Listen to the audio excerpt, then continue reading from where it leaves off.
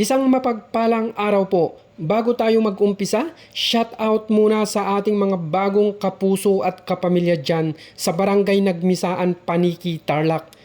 Nasinap Barangay Captain Romeo Arsiaga, Kagawad Willie Morido, at ang bida natin ngayon na si Kuya Marlo Valdez.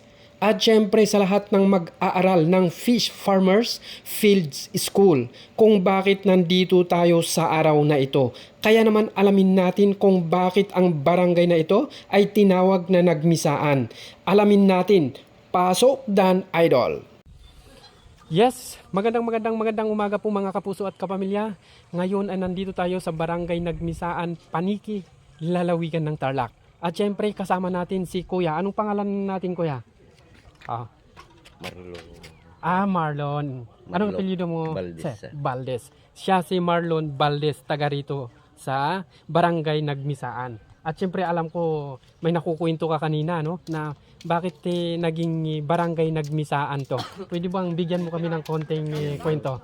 Yun lang yung kwento nila, sir, na may nagmisa na pare, kaya nabigyan ng pangalan na Nagmisaan ng barangay namin. Pero bago Barangay Nagmisaan to, ano yung dating pangalan ng barangay nito? San Juan de Milla. Sitio lang. Sitio ng San Juan de Milla. San Juan de Milla.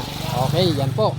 San Juan de Milla daw to bago maging Nagmisaan. At bakit sabi mo kanina, no? May dumating na pare na nagmisa.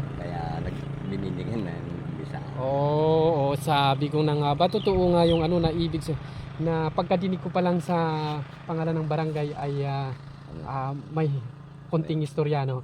Oo, ganun pala yon. At may binabanggit ka kanina kapag nadulas, sabi mo ay nag-imasan na rin. Nag-imasan na. Biro lang yon, pero okay. At syempre maraming salamat po. Hanggang dyan lang po kami ni Kuya.